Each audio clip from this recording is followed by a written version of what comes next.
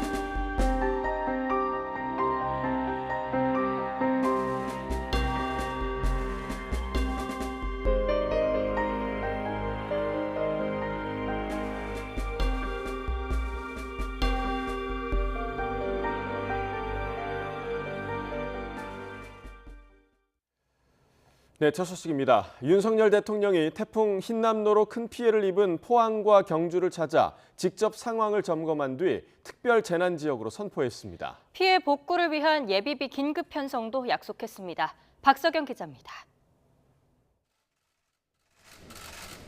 민방위 보고로 출근한 윤 대통령. 아침 약식 회견에서 포항 지하주차장 참사를 언급했습니다. 밤잠을 이룰 수가 없었습니다.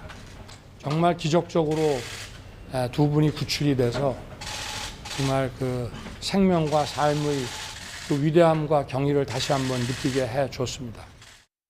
오후에는 직접 현장을 찾아 주민들을 위로했습니다. 듣기만 할 것이 아니라 그냥 눈으로 보고 그래서 할 거니까 걱정하지 마. 이번 참사에 대해 격하게 항의하는 주민도 있었습니다. 이제입니까? 제입니까?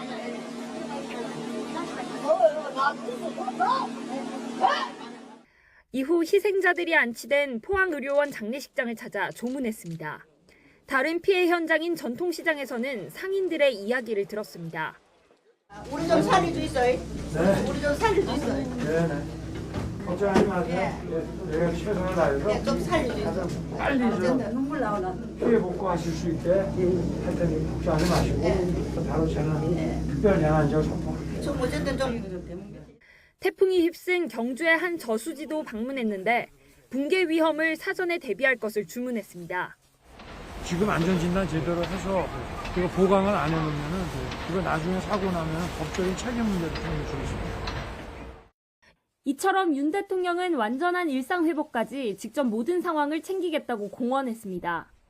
특히 피해 현장에서 약속한 대로 포항과 경주를 특별 재난지역으로 선포하고 피해 복구를 위한 예비비 500억 원 긴급 편성을 언급하며 실질적 도움을 강조했습니다. 재난은 우리 사회의 약자에게 더 큰 피해와 고통으로 다가옵니다. 정부가 할 수 있는 모든 조치를 강구해 피해를 입은 국민들에게 실질적인 도움을 드리겠습니다.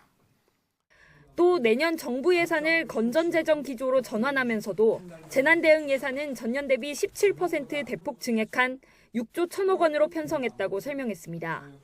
윤 대통령은 무엇보다 거리두기 없는 이번 추석이 따뜻한 시간이 되도록 피해 복구와 신속 지원에 최선을 다하겠다고 강조했습니다. YTN 박서경입니다.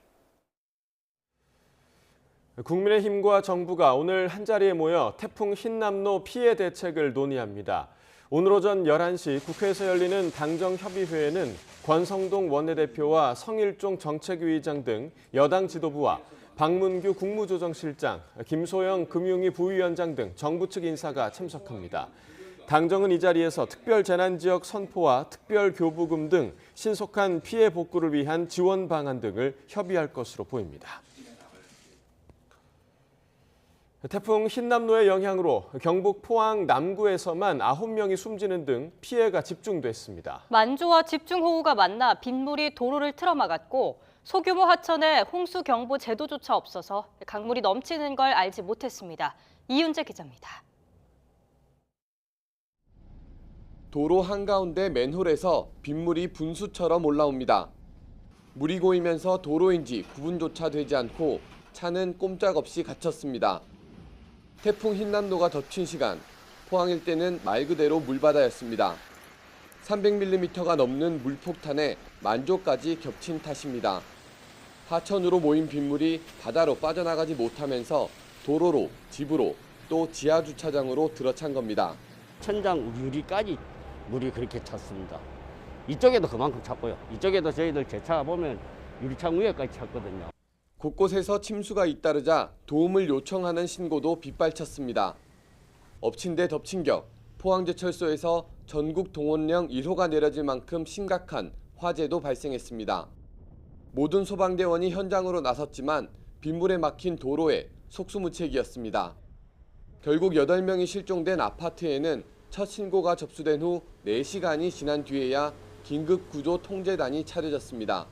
신고가 동시에 엄청나게 쏟아졌습니다. 그래서 우리 모든 소방차가 동시에 출동을 하고 출동 과정에서도 많은 비로 인해서 출동하는데 큰 어려움이 있어가지고 우회 루트를 안전시설이나 제도도 부족했습니다. 주차장 입구에는 물이 들어차는 속도를 느리게 하는 차수벽이 없었고 또 규모가 작은 지방 하천인 냉천에는 홍수 예보 시스템도 없었습니다. 하천이 넘쳐 흘렀지만 경고가 없었던 탓에 주민들은 지하주차장으로 향했고 결국 참사로 이어졌습니다. 이번 같은 경우에도 사실 비가 많이 와서 넘치는 와중에도 그런 거에 대한 예경보가 없으니까 그 주변에 있는 사람들은 대비를 못하는 거죠. 차후에는 지금 이제 그런 지방하천에도 그런 이제 예경보 시스템을 갖출 필요가 있다. 폭우와 만조가 만들어낸 도로 침수, 또 소규모 하천의 부족한 안전시설까지 예상치 못한 악조건이 맞물리면서 결국 대형 참사로 이어졌습니다. YTN 이윤재입니다. 경북 경주도 이번 태풍 흰남노로 큰 피해를 본 지역인데요. 특히 경주 문무대왕면 인근 마을이 하천 범람으로 큰 피해를 봤습니다. 마을로 들어가는 도로가 파손되고 전기와 수도마저도 끊긴 곳이 많은 곳인데요. 그 현장에 이성우 기자가 다녀왔습니다. 하천변을 따라 세워져 있던 전신주가 모두 넘어져 있습니다. 태풍이 몰고 온 폭우에 늘어난 하천물로 도로가는 움푹 파였고 주택은 하천변에 아슬아슬하게 걸쳐 있습니다. 하천 상류로 올라가자 마을이 보이는데 차량으로 더는 올라갈 수 없는 상황. 마을로 들어가는 입구입니다. 보시다시피 도로가 완전히 파손돼 차량 통행은 불가능하고 사람만 간신히 옆으로 지나갈 수 있습니다. 폭우로 마을 하천이 범람하면서 마을 곳곳이 말 그대로 쑥대밭으로 변한 겁니다. 마을 전체가 전기는 물론 수도마저 끊긴 상황. 전기, 전화, 텔레비고 뭐고 냉장고, 김치 냉장고 다 홍냥 해가 있어요. 어제 7시부터 그랬거든요. 집 한 곳으로 들어가자 앞마당이 온통 진흙밭으로 변했습니다. 결국 흙탕물로 범벅이 된 집안을 청소하기 위해서는 하천에서 빨래할 수밖에 없습니다. 그래서 빨래하러 하천에서 빨래하시는. 흙을 걷어내야 방이라도 들어가 자재. 마을 위쪽으로 더 올라가면 또 다른 마을이 나오는데 그곳도 도로가 파손돼 주민이 산이나 하천으로 우회할 수밖에 없습니다. 그래서 노인 등은 사실상 밖으로 나올 수 없는 고립된 상태입니다. 차 다니는 도로가 다 유실이 돼가지고 지금 이런 강이 돼가 있어요, 전부 다. 그러니까 그걸로 지금 가려면 그쪽으로 올라가고 사람이 물속으로 댕기고 이래야 돼요. 관공서에서 급한 곳에 생수 등을 제공하러 나섰지만 차량 통행이 불가능해 인력이 필요한 상황. 결국 도심에 사는 자녀가 생필품을 직접 들고 부모를 뵈러 걸어 올라갑니다. 저는 저 시내에 사는 아버지 혼자 사셔가지고 연락이 안 돼가지고 왔다가 오늘 다시 오는 거예요. 그리고 이제 걸어서 올라가시려고. 이 마을에 사는 주민은 50여 가구. 다행히 인명피해는 없었지만 태풍이 몰고 온 폭우가 마을 주민들에게 수해의 상처를 남겼습니다. YTN 이성호입니다. 어제 저녁 7시 반쯤 경북 경주시 문무대왕면의 권위저수지 하류 지역 주민들에게 대피령이 내려졌습니다. 대피 대상은 경주시 문무대왕면 권일이와 와읍리, 용동 1리 주민 108세대 200여 명입니다. 경주시는 태풍 흰남노의 영향으로 저수지의 수로가 떠내려가고 일부 누수도 확인된 가운데 상류에서 계속 물이 내려오며 붕괴 위험이 커졌다고 설명했습니다. 이번 태풍 흰남노 때 월파 현상으로 부산 해안 지역의 상가와 도로 시설물들이 크게 훼손됐습니다. 강력한 태풍이 찾아올 때마다 피해가 반복되고 있는데 대책은 없는지 차상은 기자가 취재했습니다. 부산 청사포의 해안가 점포들이 아수라장이 됐습니다. 상인들은 모래주머니와 콘크리트 덩어리까지 동원해 월파에 대비해봤지만 개인의 힘으로 막기에는 역부족이었습니다. 지난 2016년 태풍 차바 때 월파 피해를 겪은 상인은 반복되는 재난이 야속합니다. 환자되고 고만 별짓 다 해봤는데 10m 파도가 만조해서 바로 때릴 때는 아무 소용이 없습니다. 요 옆에도 지금 다 저 콘크리트 볼을 2개씩 쌓아놔도 다 깨지니까. 월파 대책이 없는 것은 아닙니다. 정부와 지자체가 나서 방파제 등을 추가로 설치하는 방안이 매년 거론되고 있습니다. 하지만 예산 확보가 쉽지 않고 설계와 착공까지 수년이 걸리다 보니 결국 이번 태풍도 고스란히 맞았습니다. 올해는 물론 내년에도 비슷한 피해가 반복될 가능성이 클 수밖에 없습니다. 상습 월파 지역의 시설물을 보강해야 할 필요성도 제기됩니다. 파도에 휩쓸린 보도블록들이 도로 건너편 상가를 덮치거나 포장 도로가 떨어져 나가는 일이 반복되고 있는데 파도에 강한 설계로 파손을 막을 수 있습니다.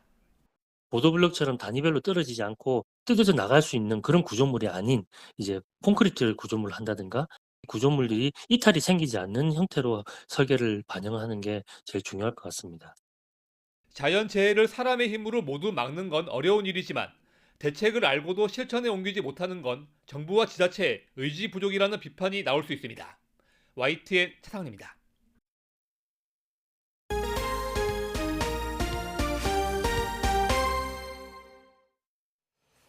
원달러 환율이 걷잡을 수 없이 치솟아 1,380원까지 넘어서며 13년 5개월 만에 최고치를 기록했습니다. 전 세계적인 달러와 강세 속에 원화의 가치도 속수무책으로 떨어지고 있는데요. 코스피는 2,400선이 무너졌습니다. 박병환 기자입니다. 서울 외환시장에서 원달러 환율이 1,384.2원에 마감했습니다. 환율이 1,380원을 넘어선 것은 글로벌 금융위기 때였던 2009년 4월 1일에 1,392원 이후 13년 5개월 만입니다. 환율은 지난 6월 23일 1,300원을 돌파한 뒤 지난 한 주 1,350원과 60원을 차례로 깼고 지난 5일 1,370원을 돌파한 지 이틀 만에 1,380원대까지 진입한 겁니다. 미국이 강도 높은 긴축 정책을 지속하겠다는 뜻을 거듭 밝히면서 안전자산인 달러를 선호하는 심리가 갈수록 커지고 있습니다. 지난 8월 잭슨홀 미팅에서 인플레이션에 대응한 파월 의장의 강한 매파성 기조가 연속적으로 이어지는 가운데 미국의 경제 지표가 개선된 흐름을 보이면서 환율 급등에 따라 수입 물가가 상승하고 여기에 대응하기 위해 한국은행이 기준금리를 올리고 다시 경기 침체가 초래되는 악순환이 이어지고 있습니다. 당국은 주요국 통화도 모두 약세를 보여 특별히 우리 원화만 문제가 될 것은 없다고 설명했습니다. 과거의 IMF 위기나 2008년의 글로벌 금융위기와 다른 것은 그때는 원화만 굉장히 약세를 보여서 그야말로 우리 경제의 불안 양상을 그대로 반영을 했는데 지금은 그거하고는 다른 패턴을 보이면서 지금 환율이 오르고 있다. 오는 20일 열리는 미 연준의 FOMC 회의에서 또다시 기준금리를 0.75%포인트 올리는 자이언트 스텝을 단행할 것으로 보여 환율의 추가 상승이 우려됩니다. 주식시장은 내림세로 마감했습니다. 코스피는 1.39% 내린 2376.46에 코스닥은 1.45% 내린 768.19에 마감했습니다. 코스피 시가총액 1위인 삼성전자는 1.93% 하락에 5만 6천 원에 거래를 마쳤습니다. YTN 박병환입니다. 국민의힘이 새 비상대책위원장으로 당내 최다선인 정진석 의원을 내정했습니다. 오늘 전국위원회 의결을 거쳐 최종 확정될 예정인데 비대위를 향한 일부 의원들의 반발도 여전합니다. 김경수 기자입니다. 추석 전 새 비상대책위원회 출범을 목표로 속도전에 나선 국민의힘이 우선 정진석 의원을 비대위원장으로 내정했습니다. 국민의힘은 의원총회에서 일부를 제외한 의원들이 박수로 찬성 의사를 밝히며 추인했다고 밝혔습니다. 당초 원외 인사가 유력하다는 전망 속에 박주선 전 국회 부의장과 김병준 전 자유한국당 비대위원장이 거론됐지만 당사자들이 고사하면서 정진석 의원으로 급선회했습니다. 내부 인사께서 잘 모르는 당에 와서 내가 비대위원장을 하면은 그게 적절치가 않다라는 이유로 완강하게 고사를 하셨습니다. 그래서 오늘 다시 정진석 국회 부의장을 통화도 하고 제가 3번이나 방에 찾아가서 이른바 윤핵관으로 꼽히는 정 의원은 자신이 나서는 것이 적절한지 고심했지만 뒤로 물러나 있을 수만은 없다고 생각했다며 비대위원장 수락 배경을 밝혔습니다. 지금 비대위원장을 독배라고들 합니다. 저는 독배라서 더 이상 피해서는 안 된다고 생각했습니다. 우리 당은 정말 위기입니다. 이준석 전 대표와도 못 만날 이유가 없다고 했지만 정 의원은 과거 이준석 전 대표와 공개적으로 거친 설전을 벌인 적이 있습니다. 이 전 대표의 우크라이나 출장이 자기 정치라는 정 의원 비판에 이 전 대표는 이른바 육모 방망이 사진을 SNS에 올리며 응수했던 겁니다. 사실 러시아와의 전쟁이기 때문에 한반도의 민감한 이해관계가 걸려있는 상황이에요. 저는 국익이라는 차원에서 좀 더 심사숙고해 봤으면 한다는. 당연히 겨냥했죠. 왜 이런 지적들이 있는지, 거기다 나이가 어떻고 선배로 어떻고 이런 얘기할 거면요, 앞으로 나이 순을 뽑죠. 당대표도. 이준석 전 대표는 이미 새 비대위를 상대로 추가 가처분 신청을 예고한 상태인데 이 전 대표와 친분이 있는 허은하, 김웅 의원은 정진석 비대위원장 추인 과정에서 박수치지 않은 의원들이 많았다며 반발하기도 했습니다. 국회 부의장이기도 한 정 의원은 올해 말까지 임기가 남은 상태입니다. 과거에도 비대위원장과 겸직한 경우는 있지만 부의장직을 유지할지는 아직 정해지지 않았습니다. 국민의힘은 오늘 전국위원회에서 비대위원장 임명을 최종 의결합니다. 우여곡절 끝에 정진석 비대위로 방향을 잡은 집권 여당이 혼란을 조기에 수습할 수 있을지 관심입니다. YTN 김경수입니다. 국민의힘 이준석 전 대표는 당이 정진석 국회 부의장을 새로운 비상대책위원장으로 추인한 것을 겨냥한 듯 인간의 욕심은 끝이 없고 같은 실수를 반복한다고 비판했습니다. 이 전 대표는 어제 저녁 자신의 SNS에 이런 문구가 적힌 개 사진 2장을 올렸습니다. 이는 국민의힘이 주호영 전 비대위원장 직무를 정지한 지난달 법원의 가처분 결정에도 재차 비대위를 출범시키기로 한 것을 간접적으로 비판한 것으로 풀이됩니다. 더불어민주당이 당론으로 김건희 여사에 대한 주가 조작 의혹과 허위 경력 의혹 등을 밝히겠다면서 특검 법안을 발의했습니다. 국민의힘은 이재명 대표에 대한 방탄특검이라고 반발하고 있어서 현실화될지는 미지수입니다. 김승환 기자입니다. 더불어민주당이 김건희 여사 의혹 규명을 위한 특검 법안을 제출했습니다. 박홍근 원내대표가 대표 발의자로 당 소속 의원 169명 전원이 서명했습니다. 지연되는 수사, 무혐의와 불송치로 가려지는 진실에 민심의 분노가 들불처럼 일어나고 있습니다. 국민적 의혹을 더는 덮을 수 없습니다. 도이치모터스 주가 조작 관여 의혹, 김 여사의 허위 경력 의혹, 코바나 콘텐츠 전시회 관련 뇌물성 후원 의혹을 특검 대상으로 특검보 4명을 포함해 파견검사 20명, 특별수사관 최대 40명 등 100여 명을 꾸리는 걸로 명시했습니다. 국민의힘은 민주당이 거대 의석 뒤에 숨어 방탄특검으로 민심과 유리된 참호전을 준비하고 있다고 맹비난했습니다. 민주당은 개인의 정치적 경호 행위를 중단하고 스스로를 성찰하지 않는다면 국민들께서 또다시 엄중한 심판을 내리실 것임을. 다만 특검법이 현실화되려면 법제사법위원회를 넘어야 하는데 국민의힘 김도우 의원이 위원장이라 협조할 가능성은 크지 않습니다.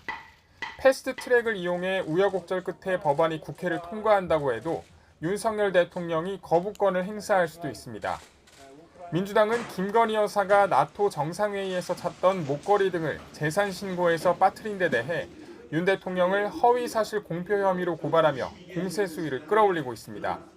과연 빌렸는지, 또 빌렸다면 그 어떤 연관성이 있는지, 대가 관계는 없었는지, 이해 충돌은 되지 않는지. 이재명 대표는 직접 장화를 신으며 태풍 피해 현장을 찾는 민생 행보에 주력한 채 전국 논란과 거리를 두고 있습니다. 원래 검토하고 있었는데 이번 기회에 너무 소액이라서 지원금 올리는 거를 정부하고 좀 협의하고 요청드리도록 합니다. 여야가 윤석열 대통령 부부와 이재명 대표 부부의 의혹을 둘러싸고 기싸움을 벌이는 게 지난 대선 당시 절정에 달했던 비방전에 버금간다는 평가가 나오는 가운데 전국은 더욱 얼어붙고 있습니다. YTN 김승환입니다. 검찰이 법인카드 유용 의혹이 있는 민주당 이재명 대표 배우자 김혜경 씨를 소환 조사했습니다. 같은 날 쌍방울 비리 의혹과 관련해 경기도청 압수수색에 나서기도 했는데요. 공소시효 만료를 앞두고 검찰이 이 대표 관련 사건 수사를 전방위로 진행하는 분위기입니다. 송재인 기자입니다. 민주당 이재명 대표 배우자 김혜경 씨가 경기도 법인카드 유용 의혹으로 경찰에 이어 검찰에 또 한 번 출석했습니다. 사건의 공소시효 만료를 불과 이틀 앞둔 시점입니다. 김 씨에게 적용된 혐의는 업무상 배임과 공직선거법 위반 2가지. 이 가운데 핵심은 이 대표가 경기지사로 재직할 때 측근인 별정직 공무원 배모 씨가 법인카드로 음식값 200만 원어치를 내는 걸 알고도 용인했다는 혐의입니다. 김 씨는 검찰 조사를 마친 뒤 이 대표 SNS를 통해 법인카드를 쓰지도 보지도 못했다며 혐의를 계속 부인했습니다. 검찰은 사건을 쥐고 있던 일주일 동안 핵심 인물 배 씨에 이어 김혜경 씨까지 불러 조사한 만큼 김 씨를 불구속 기소할 거란 전망이 지배적입니다. 김 씨가 조사를 받던 시각, 검찰은 쌍방울 그룹 비리 의혹과 관련해 처음으로 경기도청에 대한 압수수색을 진행했습니다. 압수수색 대상은 경기도청 평화협력국과 소통협치국, 경기부지사실 등 3개 부서. 지난 2018년 경기도가 민간단체와 공동으로 주최했던 대북 교류행사 비용 상당 부분을 쌍방울 그룹이 부담했다는 의혹이 제기되며 관련 자료 확보에 나선 겁니다. 이재명 대표의 변호사비 대납 의혹과 관련해 거론돼 오던 쌍방울 그룹이 실제 경기도 주최 행사에 간접적으로 후원했다는 의혹이 제기되면서 두 사건의 연관성 여부에 관심이 쏠리던 상태입니다. 당시 평화부지사로서 행사를 총괄하고 쌍방울 사회이사를 지내기도 했던 이화영 현 킨텍스 대표이사 사무실 역시 압수수색했습니다. 검찰은 특히 이 대표가 쌍방울 사회이사를 사임한 뒤 평화부지사로 있던 때에도 쌍방울 법인카드를 받아 장기간 사용한 정황을 포착하고 뇌물 혐의를 함께 들여다보고 있습니다. 두 사건 통합수사팀을 꾸린 검찰이 연관성 여부를 규명하기 위해 수사에 속도를 내는 분위기입니다.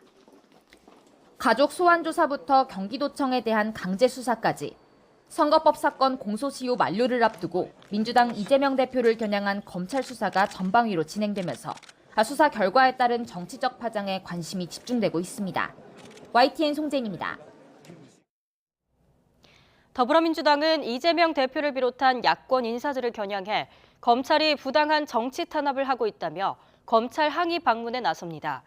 민주당 윤석열 정권 정치탄압대책위원회는 오늘 오전 서울중앙지방검찰청을 찾아 야당과 전 정부 인사들에 대한 수사가 정치탄압과 부당한 편파 수사라고 항의할 계획입니다. 이들은 윤석열 대통령의 부인 김건희 여사의 주가 조작 의혹 등에 대해서도 검찰이 면죄부를 주고 있다며 항의의 뜻을 전할 예정입니다.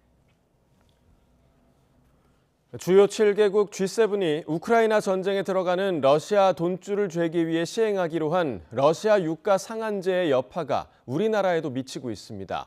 러시아 외무부는 한국이 동참할 경우 심각한 결과에 직면할 것이라며 보복을 경고했습니다. 이종수 기자입니다. 주요 7개국 G7 재무장관들이 러시아 원유와 석유 제품에 대한 가격 상한제를 긴급히 시행하기로 합의한 지 며칠 안 돼 러시아가 우리나라에 경고장을 내밀었습니다.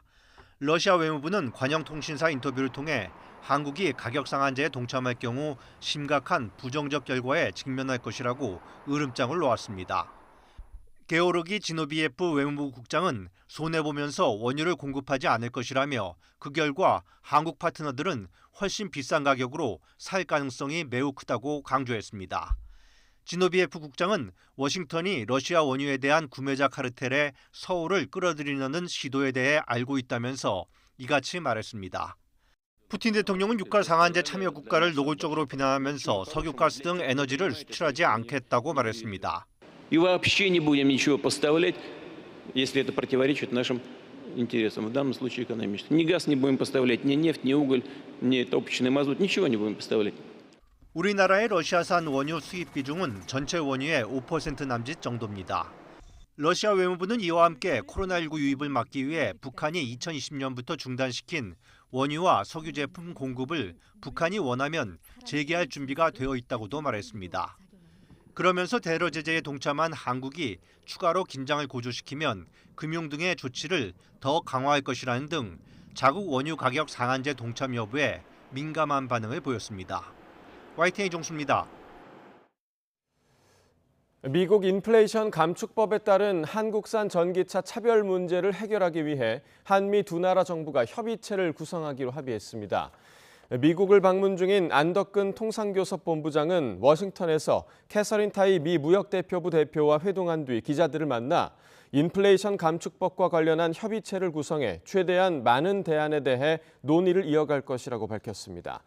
안 본부장은 한국산 전기차 차별 문제에 대해 타이 대표도 충분히 심각성을 인정하고 협의체에서 문제를 풀도록 노력하겠다는 뜻을 밝혔다고 전했습니다.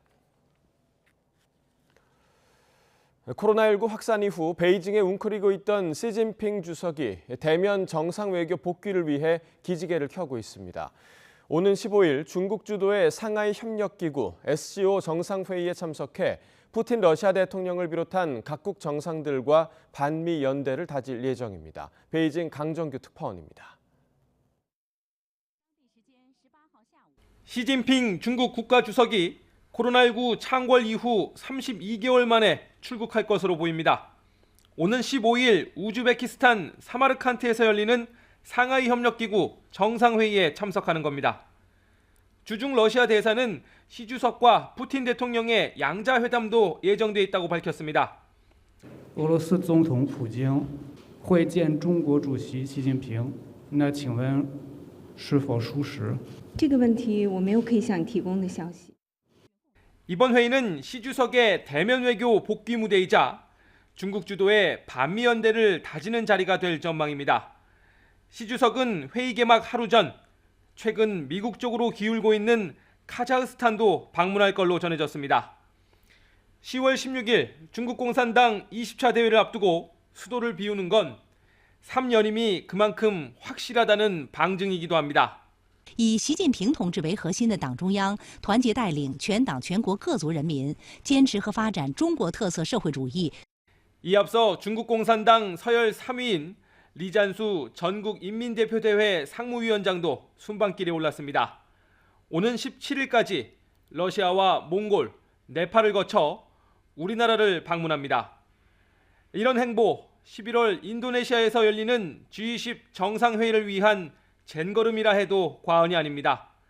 이제 막 집권 3기를 연 시 주석이 미국을 비롯한 서방 세계의 반대 진영에서 중심에 서 있는 그림이 절실하기 때문입니다. G20 정상회의에서는 조 바이든 미국 대통령과 첫 대면 회담도 유력합니다. 첨예하게 대립각을 세워온 G2 정상 간 담판에서 유리한 고지를 선점하려는 몸풀기가 시작됐습니다. 베이징에서 YTN 강정규입니다. 세계보건기구 WHO는 지난주 전 세계 모든 지역에서 코로나19 발생이 줄어들며 신규 확진자 수가 전주보다 12% 감소했다고 밝혔습니다. 매우 고무적인 일이지만 감소세가 계속될 것으로 여기는 것은 위험하다고 경고한 가운데 미국 뉴욕주는 28개월 만에 대중교통에서의 마스크 착용 의무를 폐지했습니다. 이동원 기자입니다. 세계보건기구 WHO는 지난주 전 세계 코로나19 신규 확진자 수는 420만 명 이하로 전주보다 12% 줄었다고 밝혔습니다. 사망자는 13,700여 명으로 5% 줄었습니다. 특히 전 세계 모든 지역에서 신규 확진자가 줄어든 것은 고무적이라면서도 섣부른 낙관론은 경계했습니다. 지난 2월에 비해 주간 단위 코로나19 사망자가 80% 넘게 줄었지만 여전히 44초마다 한 명씩 숨지고 있다는 것입니다. 또 날씨가 추워지면 코로나 바이러스가 확산하는 계절적 특성에다 변이가 계속되고 있는 만큼 아직 면밀한 주의가 요구된다고 경고했습니다. 이런 가운데 미국 뉴욕주가 28개월 동안 유지해온 지하철과 버스 등 대중교통에서의 마스크 착용 의무를 폐지했습니다. 지난 4월 연방정부 차원에서 대중교통에서의 마스크 착용을 강제하지 않기로 했을 때도 의무화를 유지해왔지만 최근 환자 수가 줄고 오미크론 변이 맞춤형 백신이 승인된 데 따른 조치입니다. Department of Health will be issuing new guidance regarding masks based on the CDC guidance, and starting today, masks will be optional. 뉴욕주는 그러나 노인 요양시설과 의료기관에서의 마스크 착용은 계속 의무화하기로 했습니다. 또 자신의 책임 아래 마스크를 벗더라도 타인의 마스크 착용은 존중해 줄 것을 주민들에게 당부했습니다. YTN 이동원입니다. 한 보이스피싱 인출책이 그를 수상히 여긴 한 시민의 신고로 덜미가 잡혔습니다. 다른 사람의 주민등록번호를 알면 현금 자동 인출기에서 무통장 입금이 가능하다는 점을 악용해 쪼개기 송금을 하다 검거됐는데요. 이를 막을 방법 황보혜경 기자가 짚어봤습니다. 보이스피싱 인출책 A씨가 붙잡힌 건 은행 고객 신고가 결정적이었습니다. A씨가 ATM에서 한참 동안 송금하는 모습을 보자 이를 수상히 여기고 신고한 겁니다. A씨는 피해 금액 3억여 원을 직원들이 상주하지 않는 ATM을 돌면서 무통장 입금 방식으로 보이스피싱 조직원들에게 보냈습니다. 무통장 입금은 한 사람당 하루 100만 원이 한도인데 A씨는 어떻게 거액을 송금할 수 있었던 걸까? 보이스피싱 조직원들의 중국 SNS, 위챗 화면입니다. 불법으로 유출된 우리 국민 이름과 주민등록 번호가 40여 개에 달합니다. A씨는 이 같은 개인정보 수십 개를 돌려가며 100만 원 한도까지 이른바 쪼개기 송금을 하다 붙잡혔습니다. 보통 무통장 입금은 그 주민번호만 있으면 되는데 이거를 악용해서 조직들이 보내준 그 개인 정보를 이용해서 100만 원까진 좀 더 자유롭게 송금하자는 금융실명제법을 악용한 겁니다. 현재는 ATM 기기를 통해서 100만 원까지 무통장 입금이 가능한데요. 이건 100만 원까지 본인 확인 없이 금융거래가 가능한 금융실명제법을 악용한 것입니다. 이에 따라 본인 확인 절차가 더 강화됩니다. 일단 금융감독원은 보이스피싱 피해를 막기 위해 은행 영업점에서 고액 현금을 인출할 때 확인 절차부터 강화하기로 했습니다. YTN 황보혜경입니다. 어젯밤 서울 영등포동 지하 노래방에서 불이 나 업주와 손님 등 13명이 대피했습니다. 부산에 있는 구립 목욕탕과 대구 제3일반산업단지 내 자동차 부품 공장에서도 화재가 잇따랐습니다. 나혜인 기자입니다. 시커먼 연기가 번쩍이는 전광판을 뒤덮었습니다. 어젯밤 11시 40분쯤 서울 영등포동의 2층짜리 상가 건물 지하 1층 노래방에서 불이 났습니다. 갑자기 그 세 분이 뛰어 올라오시더라고요. 처음에는 하얀 연기가 올라왔고요. 조금 있다 바로 새까만 연기로 바뀌었어요. 불은 노래방 시설 일부를 태우고 1시간 반 만에 꺼졌는데 검은 연기는 위층 식당까지 유입됐습니다. 노래방 업주와 손님 등 13명이 대피해 다행히 다친 사람은 없었습니다. 불이 난 노래방 입구입니다. 소방대원들이 화재 원인을 조사하고 있어서 안에 들어가 볼 수는 없는 상황인데요. 이곳 지하 1층 노래방 안쪽 방에서 불이 시작된 것으로 추정됩니다. 기계가 잘 안 된다고 옮겨달라고 해서 그 옆방으로 옮겨줬거든요.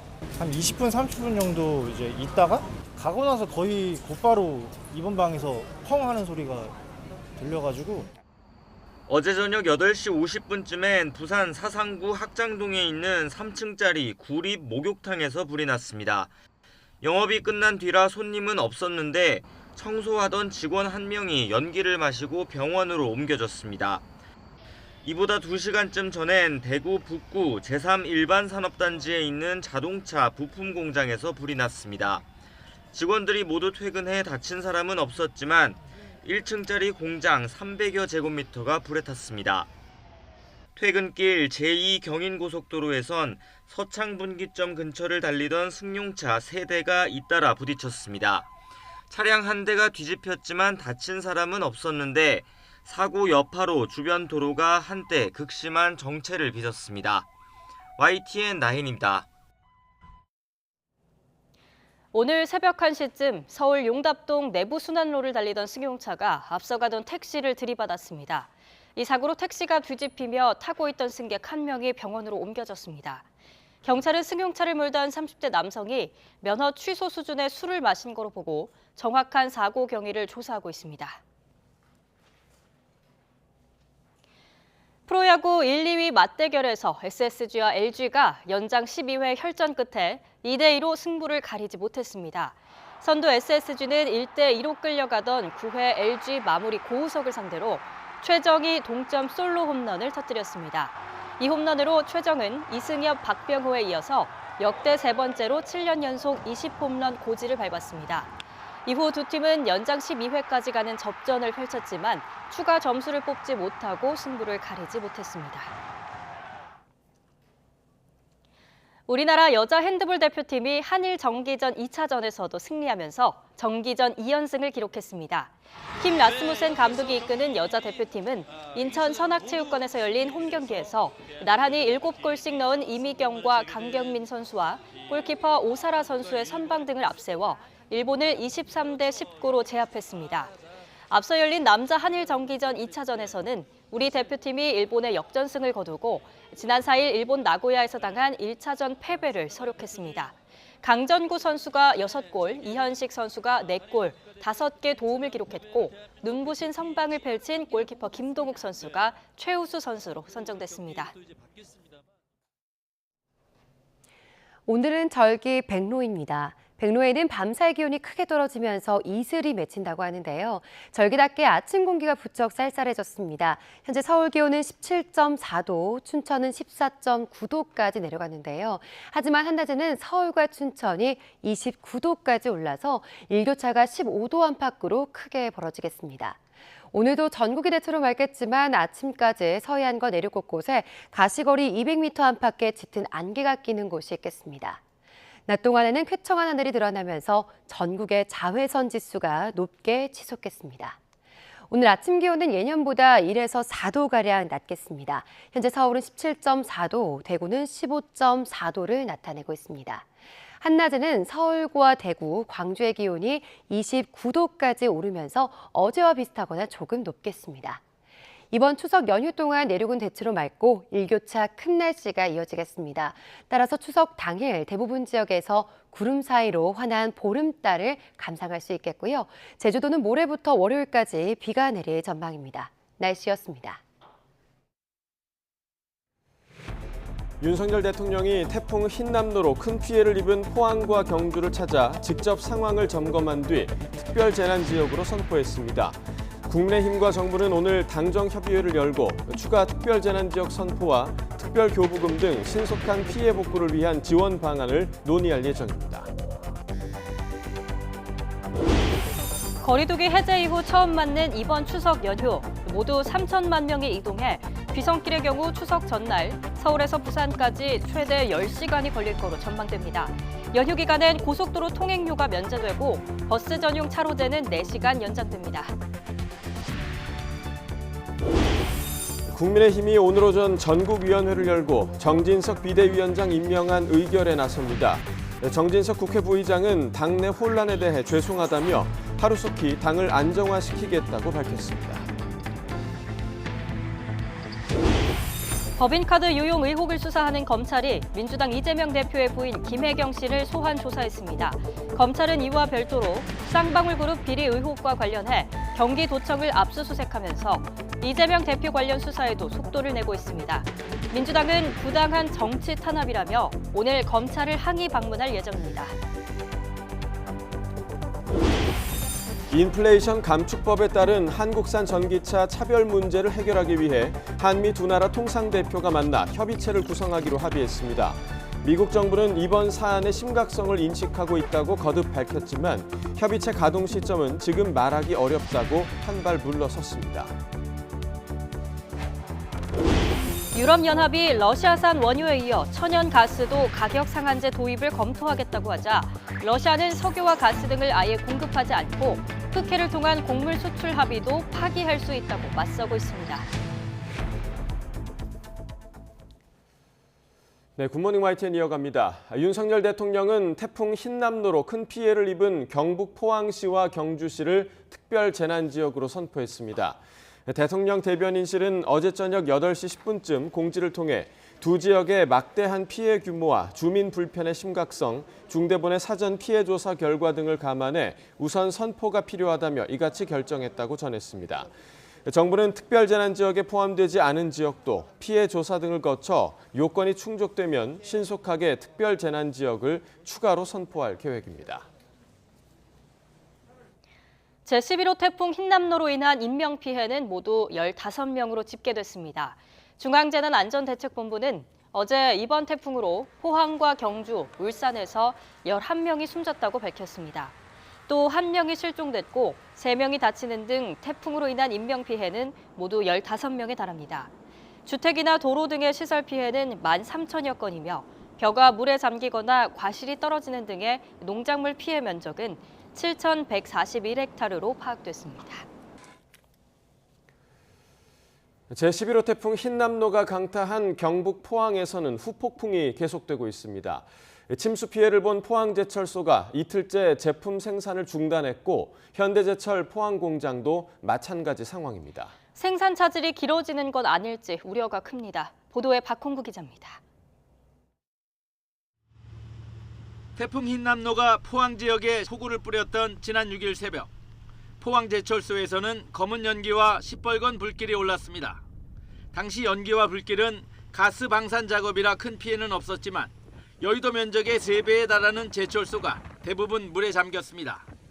변전소가 침수돼 전기 공급이 끊겼고 쇳물을 녹이는 고로 3기도 가동을 중단했습니다. 포스코는 변전소를 하루 이틀 안에 정상화해 복구 작업에 물꼬를 튼다는 계획이지만 제강과 아변 등 후공정 라인은 언제 재가동할 수 있을지 기약할 수 없는 상황입니다. 포스코는 공시를 통해 이 같은 사실을 알리고 공급 차질을 최소화하기 위해 노력하겠다고 밝혔습니다. 다만 핵심 설비인 고로 3기는 피해가 없으며 포항제철소에서 생산하는 중간재인 슬라브의 일부를 광양제철소로 전환해 가공할 계획이라고 덧붙였습니다. 현대제철의 포항 공장도 가동을 중단했습니다. 현대제철은 제품 제조가 중단됐다며 현재 복구 작업이 진행 중이라고 밝혔습니다. 다만 포항 공장의 생산 비중이 전체의 10% 정도에 그쳐 당진과 인천 공장의 가동률을 올리면 매출 손실은 크게 없을 것이라고 설명했습니다. YTN 박홍구입니다. 중부지방 폭우에 이어 태풍 흰남노가 남부지방을 휩쓸고 지나가면서 차량 침수 피해가 더 늘었습니다. 자동차 보험의 손해율이 높아져 보험료가 더 오를 거로 보이는데요. 일단 인상되더라도 지금 상황에선 소폭에 그칠 거로 전망됩니다. 조태현 기자입니다. 경기도 과천시 서울대공원 주차장이 더러워진 차량으로 가득 찼습니다. 모두 지난달 초 중부권을 덮친 폭우로 침수 피해를 본 차량입니다. 여기에 제11호 태풍 흰남노까지 상흔을 남기면서 차량 침수 피해는 더 늘었습니다. 지난달에 침수 피해를 본 차량은 12,000여 대로 추정 손해금액은 1,500억 원이 넘습니다. 여기에 지금까지 파악된 흰남노 피해 차량은 6,000대에 달합니다. 차량 피해가 눈덩이처럼 불어나면서 앞으로도 차 보험료가 오를 수 있다는 우려도 제기됩니다. 손해보험회사의 핵심 수익성 지표인 손해율이 높아지면 보험료를 인상하려는 움직임이 뒤따를 수밖에 없기 때문입니다. 다만 당국은 자동차 보험 손해율이 급격하게 오를 가능성은 작다고 보고 있습니다. 손해보험사들이 보험사의 보험인 재보험에 가입해 손해금액이 많지 않다는 겁니다. 실제로 지난달 발생한 차량 피해 가운데 보험사가 직접 부담할 금액은 400억 원가량으로 전체 피해 금액의 30%에 미치지 않습니다. 손해율에 미칠 영향도 0.2%포인트에 그쳐 추가 인하 여력이 충분하다는 게 당국의 분석입니다. 하반기에도 손해율이 어느 정도 안정화될 걸로 판단하고 있기 때문에 손해율 등 보험사 영업 실적에 부합하는 보험료 조정을 유도해서 국민들의 차보험료 부담이 최소화되도록 해나갈 계획입니다. 하지만 다음 달 초까지 태풍 한두 개가 추가로 우리나라에 영향을 미칠 가능성이 있고 일반적으로 하반기엔 이동량 증가와 등판길 사고 등으로 손해율이 오르는 만큼 아직 속단하긴 이릅니다. YTN 주태현입니다. 태풍이 지나던 포항 아파트 지하 주차장에 차를 빼러 들어갔다가 숨진 안타까운 사고가 있었죠. 지난달 기록적인 폭우가 쏟아진 서울에서도 비슷한 사고가 있었는데요. 전문가들은 지하 주차장에 물이 차기 시작하면 아예 들어가선 안 된다고 조언합니다. 김다현 기자가 보도합니다. 포항 인덕동 아파트 지하 주차장 입구. 진출입로가 흙탕물로 가득 찬 가운데 승용차가 둥둥 떠 있습니다. 태풍 흰남노로 많은 비가 쏟아지면서 주변 물까지 지하 주차장으로 한꺼번에 흘러들어간 겁니다. 차를 빼러 내려갔던 주민 6명이 숨진 채 발견됐습니다. 나도 이쪽에 한 20몇 년 됐는데 이게 처음이라. 지난달 중부지방의 집중호우 때도 비슷한 사고가 있었습니다. 서울 서초동에서 40대 남성이 빌딩 지하 주차장에 세워둔 차량을 확인하려다가 물살에 휩쓸려 결국 숨졌습니다. 집중호우 시 지하 주차장 구조는 안전사고에 취약할 수밖에 없습니다. 말 그대로 지하라는 낮은 지대라 비가 많이 쏟아지면 짐 출입로가 큰 물길로 바뀔 수 있기 때문입니다. 어두운 지하 주차장에 물이 차오르면 토사까지 한꺼번에 들어가 시야 확보도 쉽지 않습니다. 사고 예방을 위해선 집중호우 시 지하 주차장에 무릎까지 물이 차오르면 절대 내려가선 안 됩니다. 포항 사례처럼 주변 물이 한꺼번에 흘러들어갈 수 있기 때문입니다. 미리 주차를 해야 되고 이미 폭우가 내리는 상황에서는 사실은 위험성이 상당히 많이 따르기 때문에 사실은 그때는 차를 다시 이동 조치하려고 하는 그런 행동은 삼가해야 될 것 같습니다. 평소 자신이 사는 곳이 상습 침수 구역이나 하천 범람 위험 지역인지 파악해두는 게 좋습니다. 제도적 보완도 필요합니다. 현재 자연재해 위험지구 건축물에만 의무적으로 설치하도록 되어 있는 물막이판 설치를 침수 우려 지역으로 확대하는 방안이 고려될 수 있습니다. 배관 재질 등만 언급되어 있는 배수로 설비 규정에 구체적인 배수 용량을 정하도록 하는 것도 검토해 볼 필요가 있습니다. YTN 김다현입니다. 태풍으로 문화재 피해도 잇따랐습니다. 유네스코 세계문화유산으로 지정된 경주 양동마을부터 보물 제121호 굴불사지 석조사면불상 등 수백 년에서 1000년이 넘는 세월을 버틴 문화재들도 태풍을 피하지 못했습니다. 홍성욱 기자입니다. 대한민국 10번째 유네스코 세계문화유산에 등재된 경주 양동마을. 멀리서 보면 멀쩡하지만 안으로 들어가면 사정이 다릅니다. 곳곳에 토사가 흘러내렸고 담장도 힘없이 무너졌습니다. 600년이 넘는 시간을 지켜왔지만 태풍에는 속수무책이었습니다. 하고 있는데 쿵 하는 소리가 났어요. 그 뭔가 이게 넘어지거나 이렇게 기와장이라든지 소리에 따라 다르잖아요. 우리가 느낄 수 있잖아요. 이건 무거운 묵직한 완전히 넘어졌다. 통일신라 시대 만들어져 보물로 지정된 경주 굴불사지 석조사면 불상은 더 처참합니다. 주변에 있던 연등과 구조물이 뒤엉켜 불상 바로 앞까지 덮쳤습니다. 불상은 토사에 완전히 고립됐습니다. 신라시대 궁궐터였던 경주 월성은 포구의 성벽 경사면이 유실됐습니다. 왕묘역 서학동 고분군 한기도 태풍이 몰고 온 비바람에 속살을 훤히 드러냈습니다. 태풍이 빠져나가며 비바람을 퍼부은 경북 지역에서 특히 문화재 피해가 컸습니다.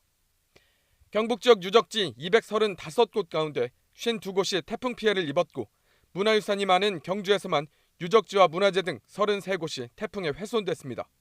경미한 사항들 같은 경우에는 바로 저희들 조치를 할 계획이고 항구 대책 그런 부분들은 또 이제 문화재청하고 자문위원들 자문하고 이렇게 해가지고 좀 시간이 걸릴 것 같습니다. 문화재청은 경북 지역 외에도 경기와 서울, 제주에서도 문화재 피해가 발생했다며 서둘러 복구 계획을 수립하고 있다고 밝혔습니다. YTN 홍서욱입니다. 태풍 흰남노는 과거 우리나라를 거쳐간 태풍 가운데 가장 강력한 수준으로 평가받았는데요. 매미나 루사 등 비슷한 위력의 과거 태풍과 비교하면 상대적으로 피해가 크지 않은 것으로 집계됐습니다. 정인용 기자가 그 이유를 분석해봤습니다. 이번 태풍 흰남노와 가장 유사한 태풍으로 지목된 건 지난 2003년 태풍 매미입니다.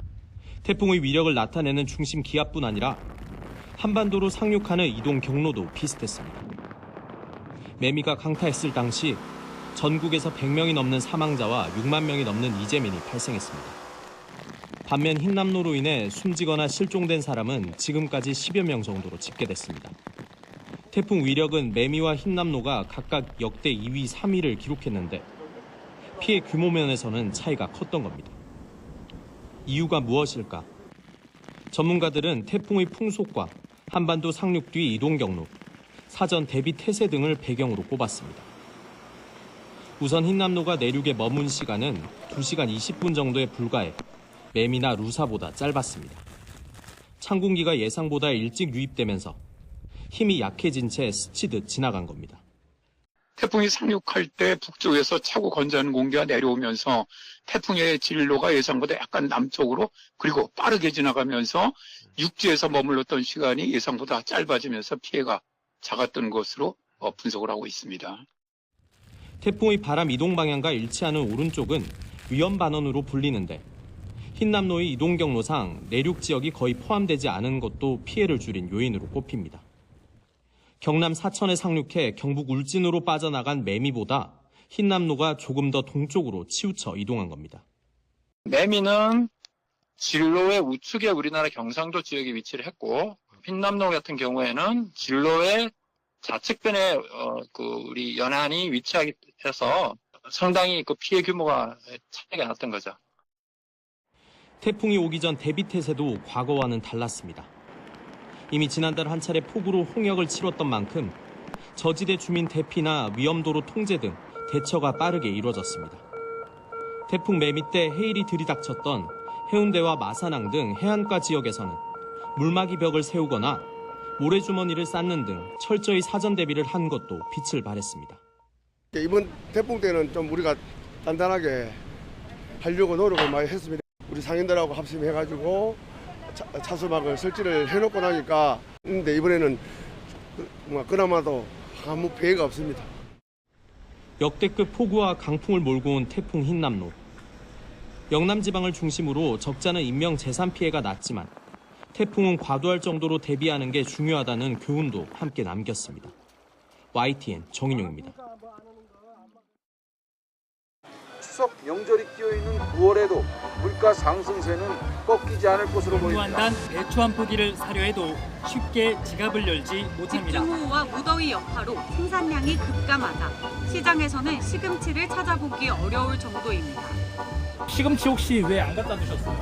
아직은 시세가 비싸고 안 나가니까. 올해 물가가 작년에 비해서 어떤 것 같아요? 엄청 올랐죠. 평소에 시금치는 1,500원, 2,500원 했는데 지금은 5,000원. 언론에서 맨날 물가가 내렸다는 얘기는 못 듣고 올랐다는 얘기만 듣는 것 같아요. 명절 물가는 매년 올랐을까요? 일단 요즘 고공행진 중인 시금치 가격부터 들여다봤습니다. 2022년 시금치 값은 최근 4년 중 가장 비쌌지만 다른 해에는 오르내리기를 반복했습니다. 다른 품목 역시 마찬가지입니다. 한우는 오히려 2021년보다 올해가 3,201원 더 저렴했습니다. 평년보다 이른 추석으로 햇상품 출하가 좀 더뎠고요. 올해 잦은 비로 일조량이 줄어든 데다가 폭우와 폭염 등 이상기후로 인한 작황 저조 등을 들 수 있습니다. 이번 추석 주요 제수 품목 중에 배, 한우, 굴비, 대추, 그다음에 생률, 부곡포 등은 이제 작년 추석과 비교했을 때 더 낮은 가격으로 실제 판매 중입니다. 그럼 우린 왜 항상 명절에 모든 게 비싸다고 느끼는 걸까요? 일단 언론의 영향이 컸습니다. 매년 명절이면 쏟아지는 물가 안정대책 관련 기사들, 물가 인상 관련 기사들은 많이 상승한 품목들을 위주로 작성됐습니다. 한국농수산물식품공사가 명절마다 발표하는 자료를 살펴봤습니다. 안정세, 하락, 지난해와 크게 다르지 않다는 내용들이 눈에 띕니다. 매년 명절마다 나오는 물가 인상 뉴스. 다양한 정보들이 쏟아져 나오고 있지만 합리적 소비는 온전히 소비자의 판단에 달렸습니다.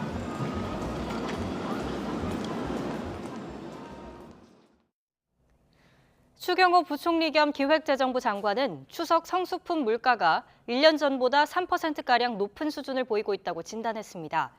추 부총리는 방송기자클럽 초청회에서 정부가 주요 성수품 물가를 1년 전으로 되돌리는 것을 목표로 하겠다고 발표했었는데 잘 진행되고 있느냐는 질문을 받고 이같이 답했습니다. 추 부총리는 현재 시점에서 1년 전 가격 수준으로 돌아가고 있지는 않지만 점검한 결과 약 3% 높은 수준까지 근접했다고 말했습니다. 또 향후 물가 전망에 대해서는 이르면 9월, 늦어도 10월경에는 물가가 하향 안정되지 않을까 생각한다며 물론 상당 기간 높은 수준은 유지할 거라고 설명했습니다.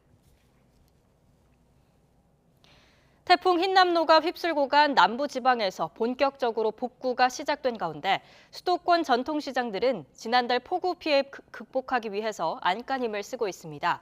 추석 대목을 맞아 손님도 늘고 있다고 하는데요. 활기를 되찾고 있는 전통시장을 안동준 기자가 다녀왔습니다. 지난달 서울을 비롯한 중부지방에 최대 500mm가 넘는 폭우가 쏟아지면서 서울 동작구에 있는 전통시장은 한마디로 쑥대밭이 됐습니다. 명절 대목 장사를 준비하던 상인들은 망연자실할 수밖에 없었습니다. 물품 대금만 약 3천만 원, 장사를 며칠씩 못하는 건 얼마나 걸릴지 몰라. 열흘이 걸릴지 뭐 일주일이 걸릴지 그건 모르는데. 한 달이 지난 뒤 시장은 조금씩 예전 모습을 되찾고 있습니다. 이곳 고추기름 가게는 지난 폭우로 각종 재료와 기계가 침수돼 모두 버려야 했는데요. 지금은 대부분 정리를 마치고 예전 모습을 되찾았습니다. 지금은 거의 90% 정도 복구가 다 됐고요. 거의 정상 영업을 시작했습니다. 다행히 폭우성이 아니고 그래서 천만다행으로 이렇게 무난히 지나는 것은 너무 하늘에 고맙게 생각합니다, 솔직히. 지난달 폭우로 점포 100여 개가 침수됐던 서울 관악구 전통시장도 조금씩 활기를 띠고 있습니다. 추석 연휴를 코앞에 두고 음식 재료와 선물을 사려는 사람들로 붐비기 시작했습니다. 수혜를 입었지만은 이제는 걱정 마시고 100% 다 이제 공사도 다 끝났고 손님 맞이를 100% 다 준비돼 있으니까 걱정 마시고 오셔도 많이 오셨으면 좋겠습니다. 지난 폭우로 침수 피해를 본 수도권 전통시장 70곳 가운데 66곳은 모든 점포가 정상 영업에 들어갔습니다. 정부가 추석 전까지 수해 피해 소상공인에게 지원금을 지급하겠다고 했지만 아직 받지 못한 상인들도 많아 자비로 피해를 복구한 곳이 대부분입니다. 모두 그래도 다시 힘을 내서 그래도 다시 이렇게 추석 대목으로 이렇게 손님들을 맞이하고 장사하시니까 굉장히 마음이 한쪽으로는 고맙고 미안한 마음도 드는 것 같아요. 지난달 폭우로 인한 상흔이 완전히 지워지지 않은 만큼 전통시장이 활기를 되찾기 위해 빠른 지원과 복구가 필요해 보입니다.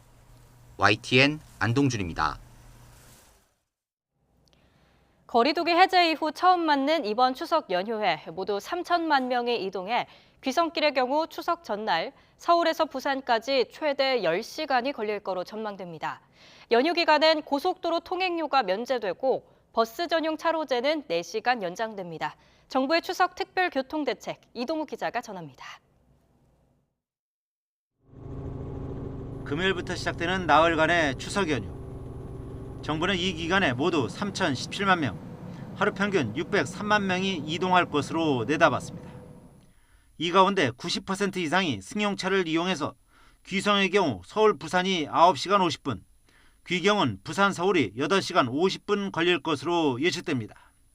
귀성은 추석 전날 오전에, 귀경은 추석 다음 날과 추석 다음 날 오후에 집중될 것으로 예상됩니다.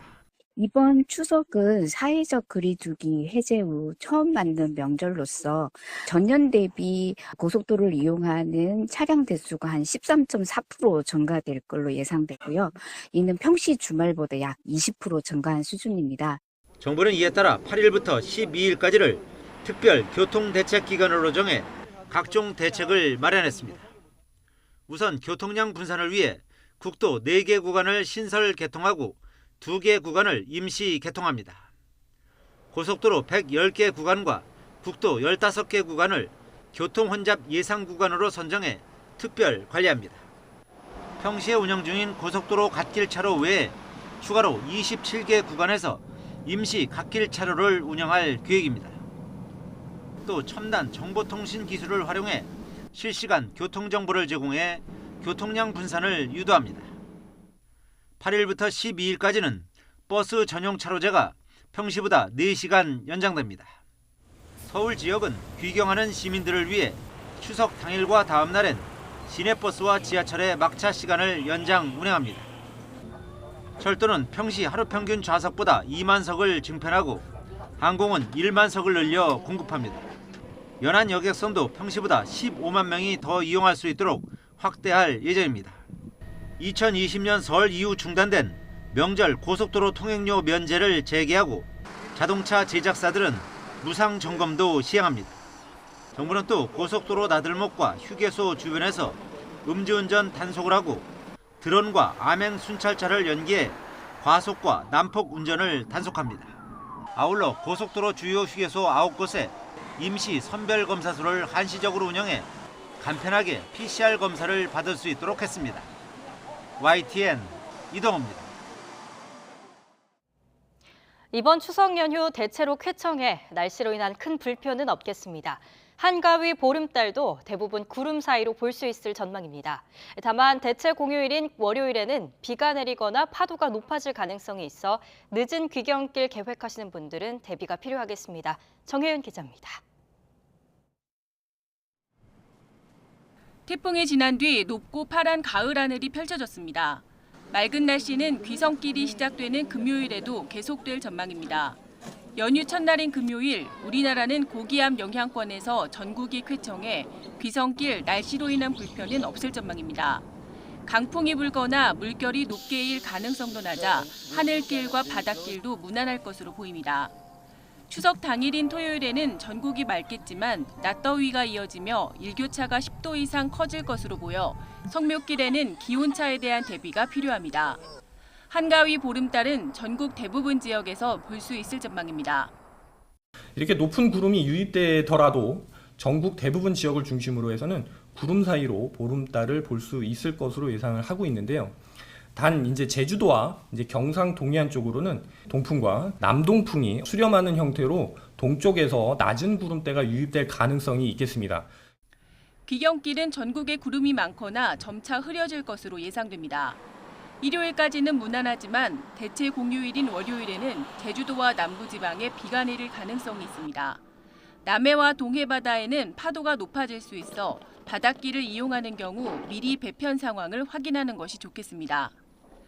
연휴 뒤 첫 출근길인 다음 주 화요일에도 충청과 남부지방을 중심으로 흐리거나 비가 내릴 가능성이 있습니다. YTN 정혜윤입니다. 코로나19 신규 환자가 8만 명대로 떨어지며 수요일 기준으로 7주 만에 최저치를 기록했습니다. 정부는 추석 연휴 원스톱 진료기관 운영을 포함한 방역 대책을 발표하고 고속도로 휴게소에 임시선별 검사소를 운영하기로 했습니다. 김평정 기자입니다. 코로나19 유행 감소세가 이어지고 있습니다. 신규 환자는 8만 명대로 나와 일주일 전보다 18,000여 명 줄었습니다. 수요일 발표 기준으로 지난 7월 22일 이후 7주 만에 가장 적었습니다. 감소세를 이어가려면 민족 대이동이 일어나는 이번 추석 연휴를 어떻게 보내느냐가 중요합니다. 그동안의 경험상 이동량이 느는 명절 후에는 확진자가 늘었던 경향이 있습니다. 국민 여러분께서는 만남의 규모와 시간을 최소화해 주시고 우선 확진자를 빨리 찾아내기 위해 주요 이동 경로에 진단검사소를 마련했습니다. 경부고속도로 안성휴게소 등 이용객이 많은 휴게소 9곳에 임시선별검사소가 설치됐습니다. 경기 지역의 4개 휴게소는 이미 운영을 시작했고 전남 4곳, 경남 1곳도 곧 운영에 들어갑니다. 연휴 기간 동안에는 이 9곳에서는 누구나 무료로 검사를 받으실 수 있으니까 증상이 있으시면 바로 검사를 받아주시기 바랍니다. 각 지역의 선별진료소와 임시선별검사소도 연휴 동안 돌아가며 문을 열고 일자별 운영 정보는 네이버와 카카오 맵에서 확인할 수 있습니다. 검사와 진료, 약 처방을 한 번에 받을 수 있는 원스톱 진료기관도 일자별로 700여 곳에서 최대 2,500여 곳까지 운영하고 먹는 치료제 당번 약국은 하루 500곳 이상 문을 엽니다. 원스톱 진료기관이 부족한 지역은 보건소에서 먹는 치료제를 처방받을 수 있습니다. 증상 악화 등 입원이 필요한 상황에 대비해 보건소의 당직 체계와 24시간 응급 대응 체계도 유지됩니다. YTN 김평정입니다. 어젯밤 9시 기준 코로나19 신규 확진자는 69,992명으로 집계됐습니다. 그제 같은 시간보다는 12,000여 명, 또 일주일 전보다는 10,000명 남짓 줄었는데 수요일 이 시간대 신규 확진자가 6만 명대로 떨어진 건 7주 만입니다. 오늘 0시 기준으로 발표될 신규 확진자 수는 7만 명대 초반을 기록할 것으로 보입니다. 북한이 7차 핵실험 가능성이 이어지는 가운데 한미일 북핵 수석 대표가 도쿄에서 만났습니다. 북한의 어떤 도발에도 단호히 대응한다는 데 뜻을 같이 하면서 동시에 대화의 문은 열려 있다고 강조했습니다. 도쿄 이경아 특파원이 보도합니다. 지난 7월에 이어 2달 만에 한미일 북핵 대표가 다시 만났습니다. 북한이 이미 7차 핵실험 준비를 마쳤다는 분석 속에 세 나라가 긴밀한 협력을 논의하는 자리입니다. 성김 미 국무부 대북 특별대표는 어떤 상황에도 준비가 돼 있다고 강조했습니다. We are preparing for all contingencies in close coordination with our Japanese and ROC allies. We are prepared to make short and long-term adjustments to our military posture in responding to the DPRK's provocation. 북한의 도발에 단호하게 대응한다는 데 인식을 같이 하면서 세 나라는 외교적 해법을 거듭 강조했습니다. 윤석열 대통령이 지난달 밝힌 담대한 구상을 함께 논의하며 북한과의 대화 노력을 이어가기로 했습니다. Through this initiative, he presented a clear vision for a denuclearized, peaceful, and prosperous Korean peninsula. He also demonstrated our sincere willingness to engage in serious dialogue. 이번 협의에 앞서 한일 간 양자 대화도 이뤄졌습니다. 양국 안보 협력의 중요성은 커졌지만 지난 2018년 레이저 조사 논란 이후 방위 분야 교류는 사실상 끊긴 상태입니다. 일본 측은 지난달 한미일 공동 훈련이 이뤄진 점에 의미를 뒀습니다. We are also working together to enhance regional deterrence. And in this regard, I welcome trilateral missile defense exercise conducted last month. 서울에서는 한일 국방차관이 비공개 회담을 갖고 레이저 조사 논란을 해결하자는 데 공감했습니다. 우길기 논란 속에도 우리 정부는 오는 11월 열리는 일본 해군 관함식 참석을 검토하고 있습니다. 북핵 위협과 급변하는 국제 정세 속에 한일 방위 당국 간의 관계 개선 움직임은 한층 속도를 낼 것으로 보입니다. 도쿄에서 YTN 이경아입니다. 조규홍 보건복지부 장관 후보자가 복지안전망 구축에 최선을 다하겠다고 밝혔습니다.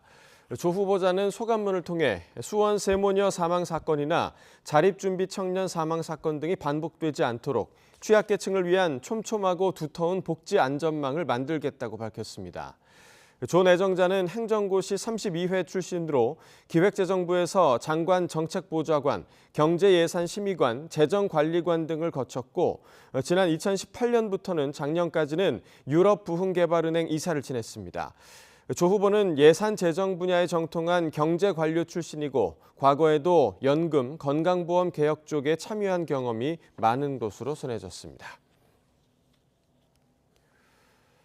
대통령실이 고강도 내부 감찰과 업무 평가를 거쳐 전체 420명 직원 가운데 50여 명을 내보내는 등 대규모 조직 개편을 단행했습니다.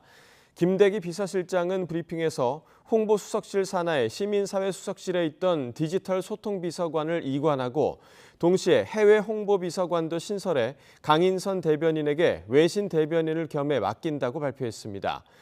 공석인 대변인 자리는 당분간 이재명 부대변인과 KBS 기자 출신인 천효정 행정관이 공동 부대변인 체제로 운영합니다.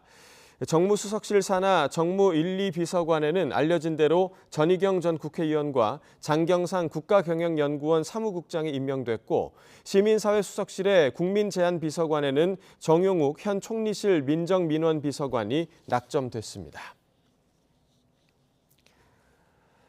검찰의 수사 권한을 복원하는 내용을 담은 정부 시행령 개정안이 국무회의를 통과한 것과 관련해 여야는 극명한 입장 차이를 보였습니다. 여당은 검수완박 정상화라며 환영했지만 야당은 검찰공화국을 만들겠다는 거 아니냐며 거세게 반발했습니다. 이경국 기자입니다. 검찰 수사권 원상복구, 이른바 검수원복 시행령 개정안이 국무회의를 통과했습니다.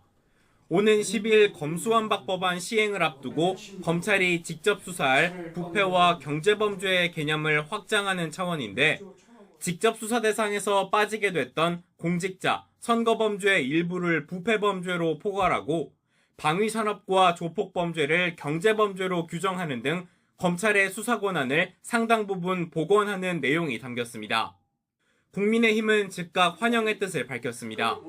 졸속 처리된 검수완박 법안을 보완하고 국민의 불편도 막을 수 있게 됐다는 겁니다. 다만 검찰의 권한을 확대하기 위한 것이 아님을 거듭 강조했습니다. 수사 자체가 제대로 되지 않는 그런 불편도 겪고 있고 허술한 부분이 굉장히 많이 있습니다. 그러한 부분들을 보완하기 위해서 만들어지는 것이지. 민주당에서는 거센 반발이 쏟아졌습니다.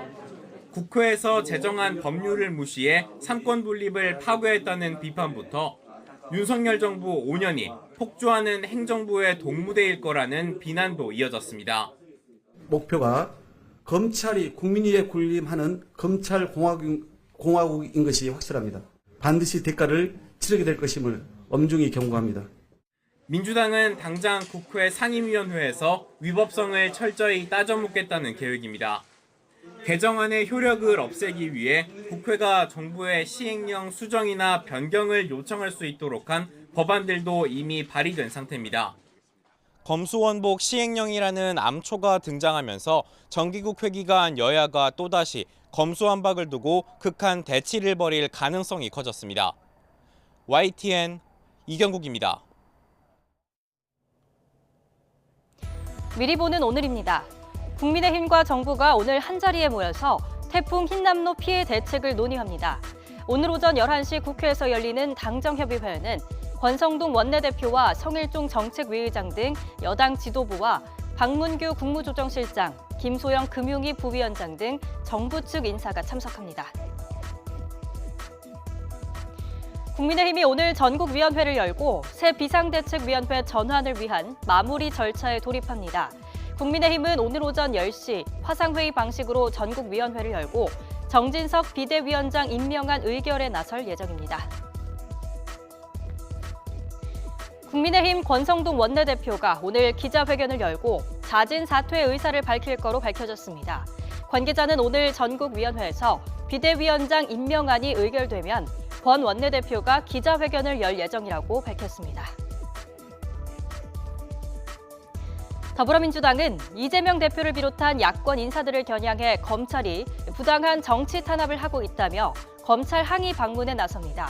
민주당 윤석열 정권 정치탄압대책위원회는 오늘 오전 서울중앙지방검찰청을 찾아 야당과 전 정부 인사들에 대한 수사가 정치탄압과 부당한 편파 수사라고 항의할 계획입니다.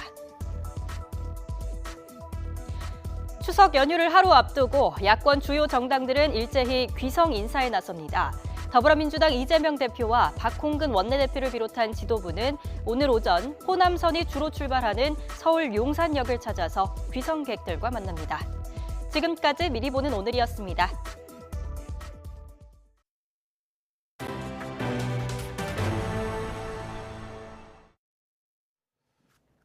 인플레이션 감축법에 따른 한국산 전기차 차별 문제를 해결하기 위해 한미 두 나라 통상대표가 만나 협의체를 구성하기로 합의했습니다.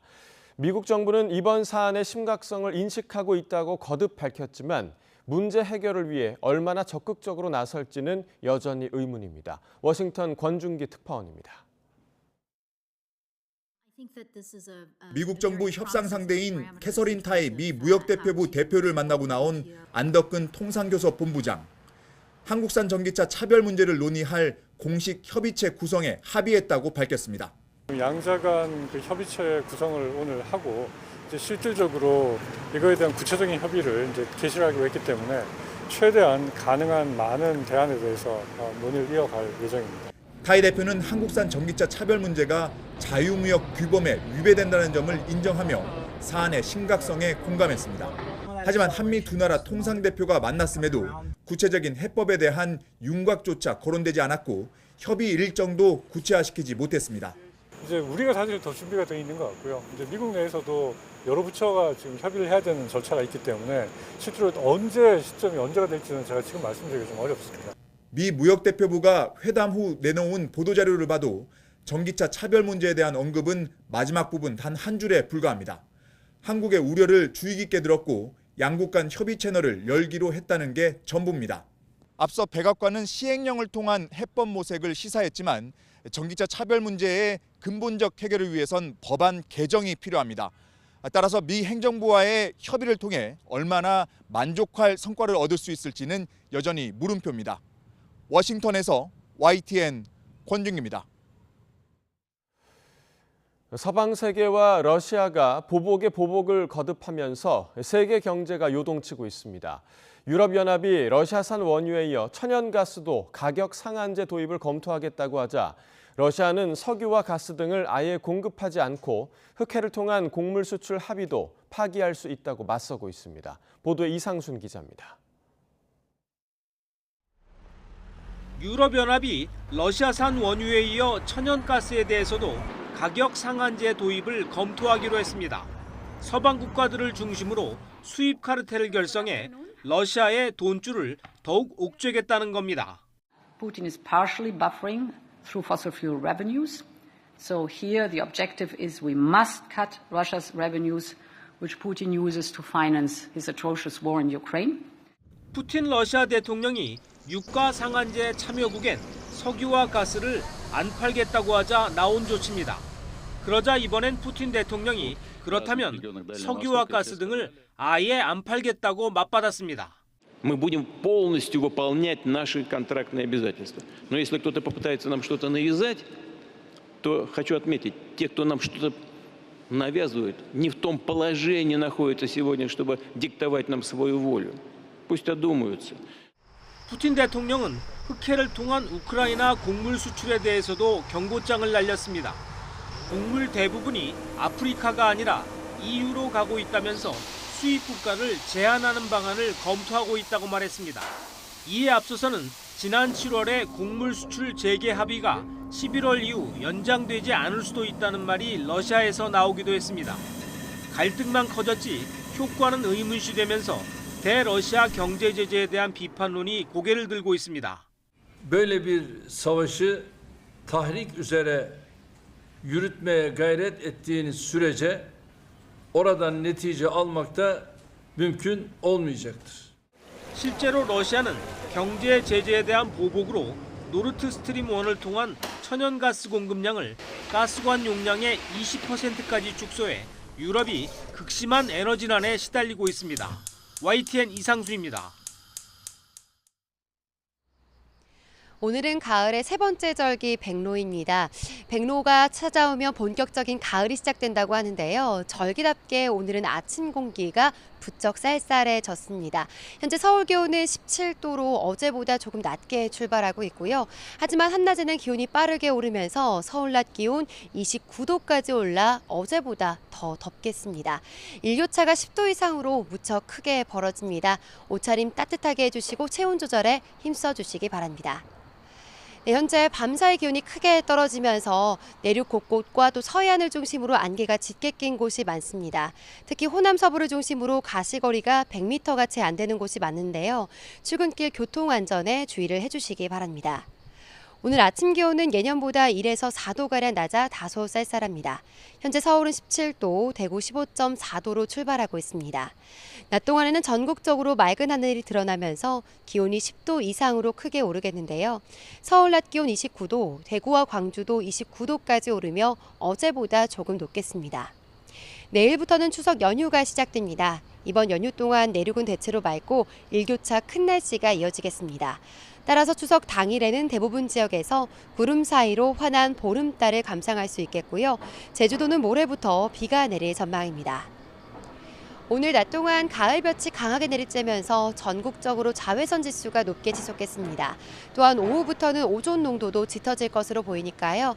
한낮 장시간 야외 활동은 자제하시는 게 좋겠습니다. 지금까지 상암동 야외 스튜디오에서 YTN 홍나실입니다.